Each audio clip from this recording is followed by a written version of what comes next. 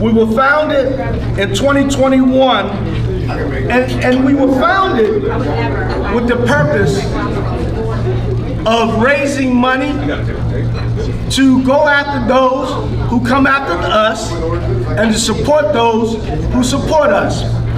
But I want to start by saying I really appreciate each and every one of you all, and I know I speak on behalf of the board of directors of the DC Statehood PAC. I want to get this out the way first and foremost. For those who are first visiting this location, this venue, isn't this a lovely place here? The Park Court. Thank you. And I want to thank the owner, Mark Barnes, who's been a great corporate citizen and making sure he's always made his establishments available for events like this. His staff, Marcus Clark, who's helped pull this together, Gloria Norden, and my man, Brooke. Y'all make sure y'all take care of Brooke at the bar, right? But the entire staff, this is a class act. And there's no other place in the world like this. I'm trying to follow my notes, but I won't be long, I promise you. I'm gonna keep them short and sweet. Let me tell you why we're here today.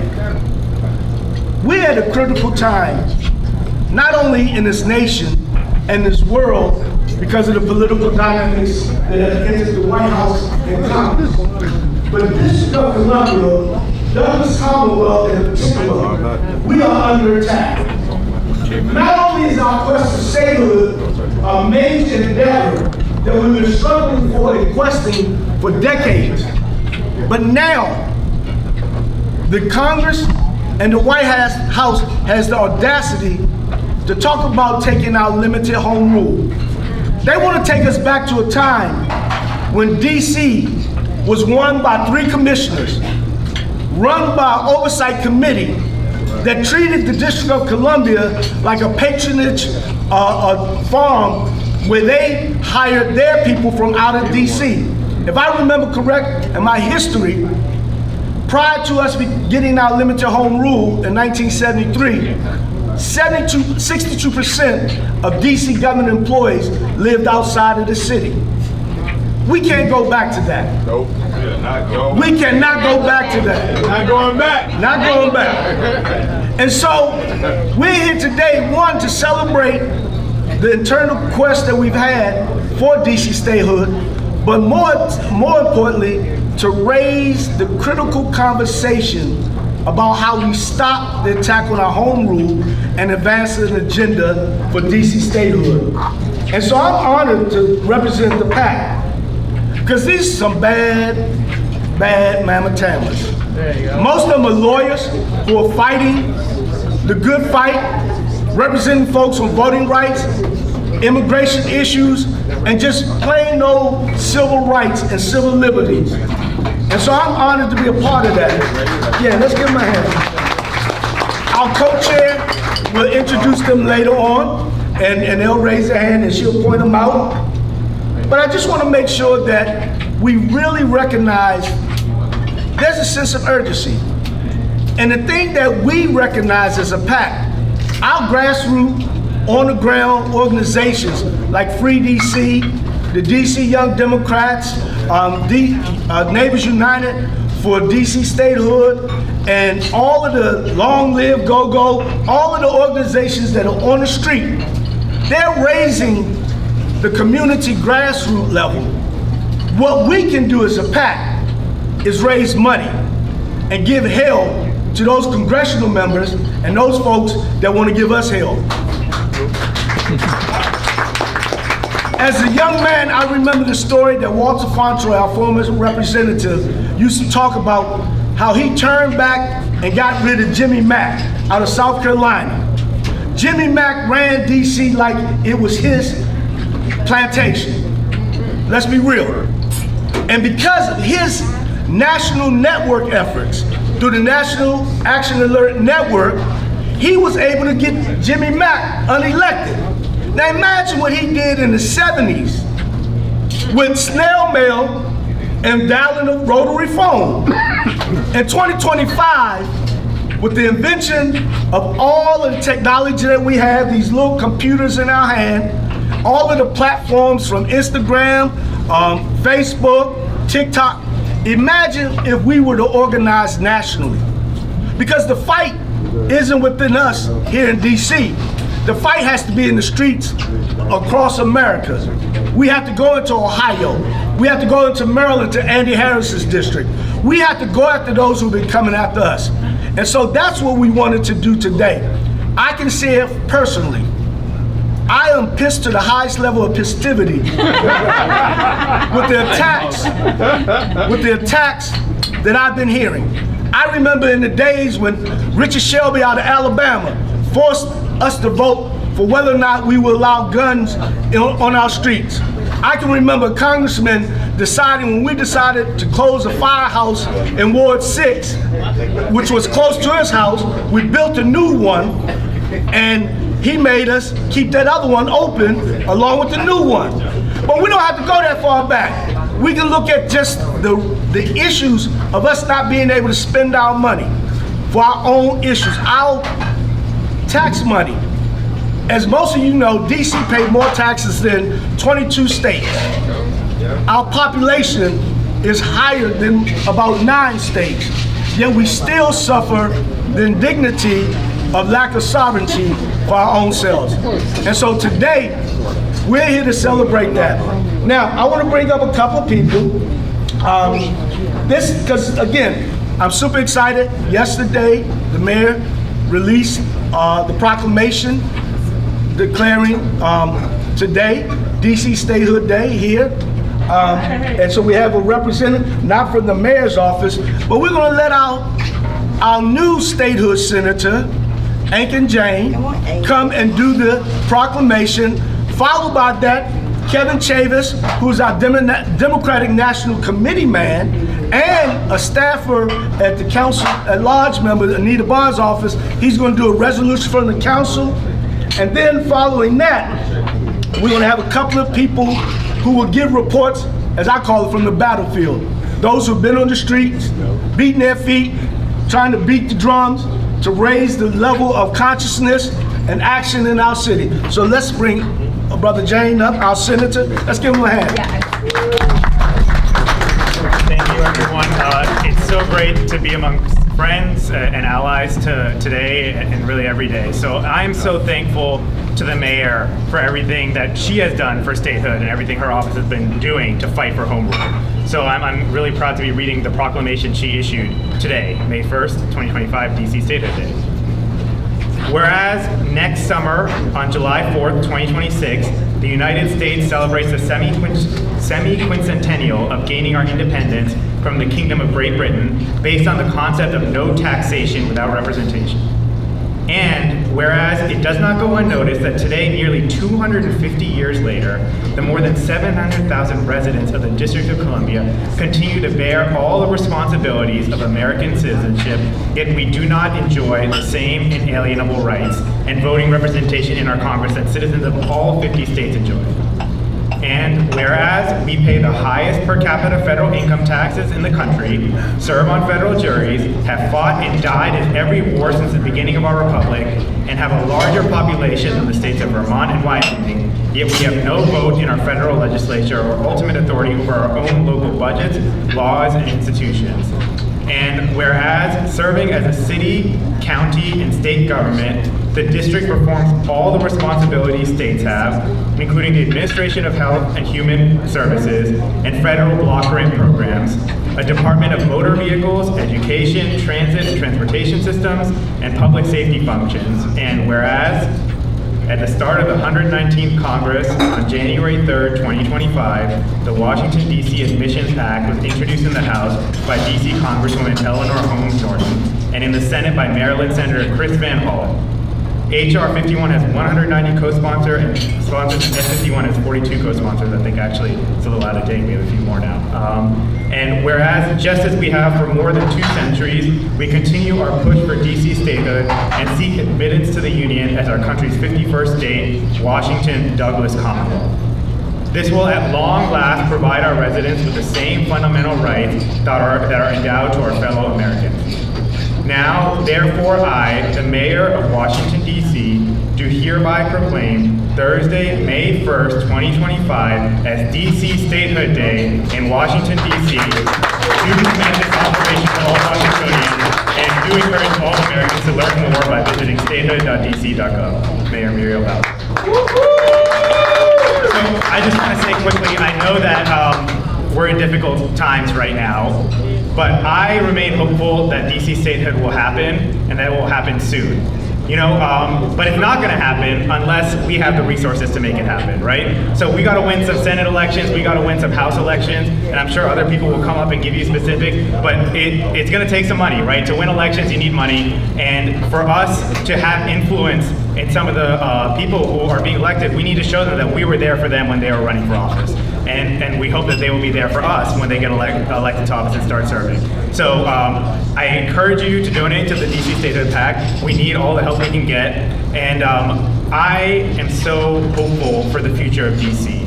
I know that people, I'm sure you've heard it too, I heard all the time on the campaign trail and since I've been in office, DC statehood, it's never gonna happen, right? And I get it. It hasn't happened yet and people are beaten down and cynical.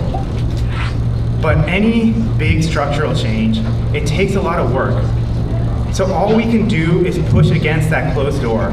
And it can seem fruitless at first. But I promise you, if you are willing to work for it, if we have the funding to fight for it, if all of us join together to advocate for it, DC statehood will pass, and maybe sooner than you think. You know, President Obama used to say that cynicism is a choice and hope is a better choice. And if we believe in it and we fight against it and we keep on pushing against that closed door, I am confident that we will end our centuries-long disenfranchisement one day soon, and that is something worth fighting for. So let's keep up the good work. I'm so happy to be in this room with so many fighters, and I want to thank DC Statehood PAC for everything that they're doing. All right. Thank you, Senator James. Good evening, DC. My name is Kevin Chavis. I am the Democratic National Committee man for DC and also Committee and Policy Director for at-large, Councilmember Anita Bond. And you know, I was proud to be at the convention in 2024, this last convention, where we were able to get a resolution in the official Democratic platform to basically state that the DNC supports statehood.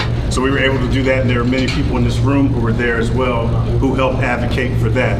So we know we have the support from a lot of people in our own party, but it's about what we're going to do when we get the party back, when we get the power back nationally. I mean, you know, tough times don't last, but tough people do. Tough movements do. And I believe that next time we get in power, we don't need to be gentle about it. I mean, we had a chance when Barack Obama was in there, we had the House, we had the Senate. And I think when we get it back, we need to go ahead and get that bill passed and get it signed by the president. And I think we need to start thinking about that now, that we need to take action when we get the chance. But I did want to read from the proclamation that will be approved. I assume that there'll be no members voting against this, but this resolution on May 6th at the next legislative meeting. So this is a ceremonial resolution in the Council of the District of Columbia to officially declare May 1st, 2025 as DC Statehood Day in the District of Columbia. Whereas the District of Columbia's more than 700,000 citizens pay more federal income taxes than 22 states and more federal income taxes per capita than any state.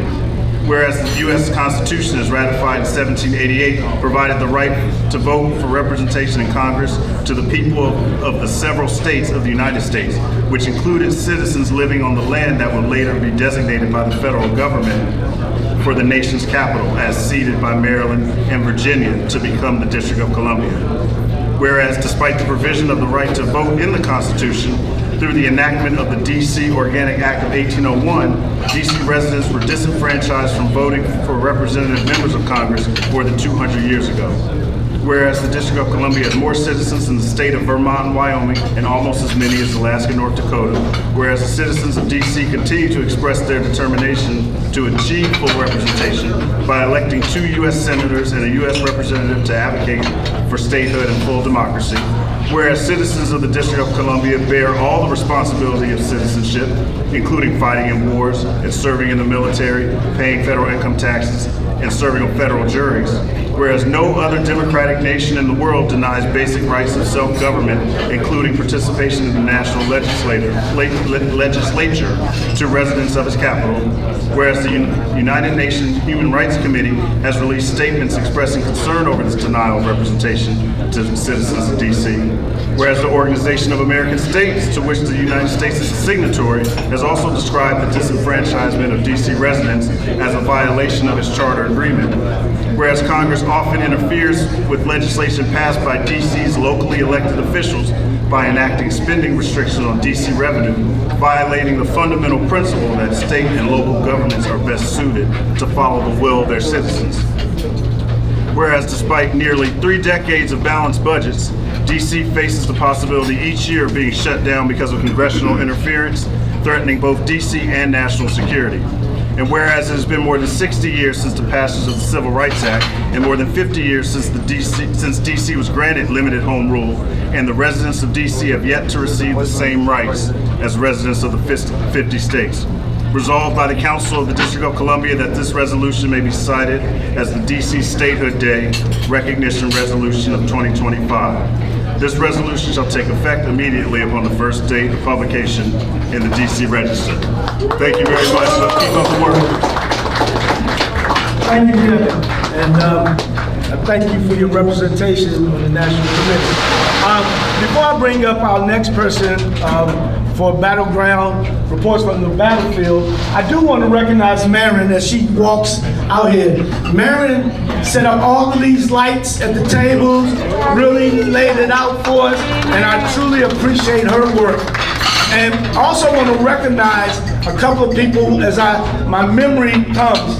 I want to recognize our chair of our DC Democratic State Committee, Mr. Charles Wilson.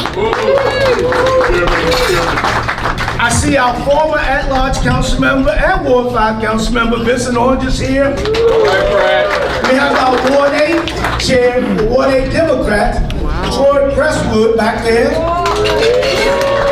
Our at-large State Board of Education representative and president, Mr. Jacques Patterson. We have some DC folks, Bruce Fiver, I saw Daniel, and some Kelsey and all of the folks.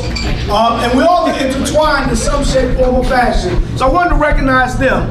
The next person I'm bringing, Franklin Garcia. I got you. I got it. But since you said it, our former statehood representative and board member of the Statehood PAC and new dad of twin girls, Mr. Franklin Garcia. I want to bring up some young voices now. This energy that we need can only be sustained by young people and really carried to the next generation. And so I'm so excited that we built a strong relationship with the DC Young Democrats. They are one of our co-hosts. And I want to bring up the National Committee man for the Young Democrats, Mr. Howard Garrett, and Ward 6A Advisory. I said that, wrong one. Ward 2 Advisory Neighborhood Commissioner, Mr. Howard Garrett. Is Jamal here? No, I think he left. He left. Got a meeting. Good evening, everyone. Good evening. My name is Howard Garrett, and as was stated before me, I am the National Committee man for DC Young Dems. But unlike many people before or after me, my journey to fighting for DC statehood is fairly new. I moved to DC about 4 years ago. When I moved to DC, unlike DC and Tennessee, I had a voice, I had a vote, and I had representation. Whether I agreed with what that voice and vote was is beyond me, but it was there. But when moving to DC, I fell in love with many things that Tennessee could not provide for me. People with good vibes, a spirit that was strong, people that represented freedom to be who they wanted to be, and a refuge I couldn't find anyone else. But there was one thing I noticed that stood out that was missing: a democracy that was incomplete. As DC residents, we pay our taxes, we defend our nation, and we serve and sacrifice as any other citizen around this nation. Yet and still, as residents, we are denied our representation and our right to govern ourselves. There are representatives, ironically representatives from Tennessee, who are trying to do everything in their power to strip home rule, to take money that don't belong to them, and to try to decide how our city is supposed to operate. They have no stake in the game, they hold no seats and no interest, but political talking points and power stripping 700,000 predominantly black and brown people a right to vote and have representation. And just like y'all, these last 102 days have been a constant reminder that DC statehood is not just a local issue, it's a national issue. And DC Young Dems are committed to not remain silent. We're organizing across this country, organizing young people, educating them what statehood means, and letting them know what their representatives are doing in our city and the city they do not represent. We stand on the shoulders of many giants and pioneers who have fought for freedom and justice, and now young people, this is our call to action to do the work. The road may be long and hard, but the fight and mission remains the same. Statehood now. We are our leaders and our ancestors. We are what our leaders and our ancestors have been waiting for. And it is time right now to start good trouble. So as the great Kamala Harris said, let's roll up our sleeves. Let's join movements like DC Statehood PAC, DC Vote, Free DC, and the DC Young Democrats, and demand representation that is long overdue. That's right. Statehood now. Thank you, Howard. Before I bring up the next speaker and representatives from this, one of our co-hosts, I did want to recognize, I saw John Capozzi, who's one of our former statehood representatives. John Capozzi, raise your hand. And I would be remiss if I did not recognize my man and partner in advocacy, Norm Nixon Sr., Norm, stand up. He is not only the president of our Mayor's Youth Leadership Institute Alumni Association, but in 1982, Norm was the youngest person elected to the Constitutional Statehood Convention. My brother Norm Nixon. So I'm gonna bring up a representative and a speaker from Free DC. And these folks are doing it hard in the streets for us. And they really going hard for the community in all kinds of areas, not just around statehood, but civil rights and human rights issues. So I want to bring up Samantha Davis and her Free DC crew. Come on up. Are you got me? When I say free, you say DC. Free! DC! Free! DC! When I say free, you say DC. Free! DC! Free! DC! When I say state, you say hood. State! Hood! State! Hood! So y'all, that we kind of different, you see? And so I'm not your average person, right? We on the grounds, boots on the ground, so you know we gonna get our fans. Because we out here and we fighting, because we know that with people is power. And that's what we're building at Free DC. And so I'm gonna tell y'all a little history. Free DC ain't new. We standing on the shoulders of giants. I just saw orange right here, like this, man. Yo, that's what I'm talking about. I'm a DC native. My name is Nene Teller, born and raised in Southeast, Ward 7, right? Southeast, right. Well, I am Wilhelmina Hardy. Willie Hardy, she's my ancestor. I was that little girl passing out the flyers when she ran for Ward 7 councilperson. I got the first Free DC badge. So this work for me is a calling on my life to keep it going. So I got the blessing of Corps Master Burry to actually continue the name of Free DC, because we didn't start Free DC. Maxine, hands off DC. Hands off what? DC. Hands off what? DC. So we need, but you know that's kind of aggressive going on into the, you know, the Capitol, us saying hands off DC. You know, they thought we was ready to fight, so we needed to get something more like, okay, DC is enslaved. Y'all don't believe DC is not enslaved. When you don't have a vote, when you can't decide what your bill gonna be, what your legislation is, you're enslaved. Because you got a car and house don't make you free. So you all need to wake up and know that Congress, Capitol Hill is enslaving us. And we have to free DC. And with that being said, I'm gonna pass it to Sam and let Sam tell y'all a little bit what we're doing here at DC. And we need y'all to get on board because the work continues. We cannot disappoint our ancestors that done the work before us. Okay? Hey y'all. Love it. So I'm gonna be really quick. Free DC is not a moment, right? It's a movement since the 1960s. And so what we're talking about for Free DC, we're seeing it as a pathway, as a road, as a building block to statehood. Right now, we are under attack. We are under vicious attack from the Trump administration day after day after day. We're home rule. We need to protect it. We need to fight for it. So that's what Free DC is about, building the people power necessary to fight and protect us against attacks on home rule, and knowing that once we are able to protect successfully against all of the attacks on home rule, that we will be able to get statehood once the Trump administration is out. Does that sound right? That sounds right. So what we're asking you all to do is join Free DC. There are a number of ways that you can get involved. You can follow us on social media at Free DC. Every ward has a group that you can get involved in. I am the Ward 8 organizer. I am a very strong and proud resident of Ward 8. Our next meeting, if you're Ward 8 in the House, is on May 6th. Right? So be there at Martha's Table. And then we're also having a Go Free DC event on May 17th from 1 p.m. to 5 p.m. So you can check us out and get involved there. DC has been under attack by the Congress and federal administration since 1874, y'all. Since 1874, out of racist attacks against seeing Chocolate City develop. And so we're saying enough is enough. Enough is enough. Enough is enough.